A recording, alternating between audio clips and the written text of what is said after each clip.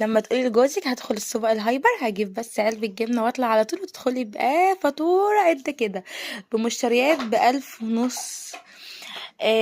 ده فيديو مشتريات الشهر. لو انت لسه ما اشتري يعني لسه ما اتفرجتيش على الفيديو، هسيب لك اول تعليق مثبت للفيديو، تدخلي عليه تتفرجي. هتشوفي كل المشتريات الشهر بالتفصيل وبالاسعار وبالعروض اللي عاملها، وهتعرفي كل حاجه كل حاجه.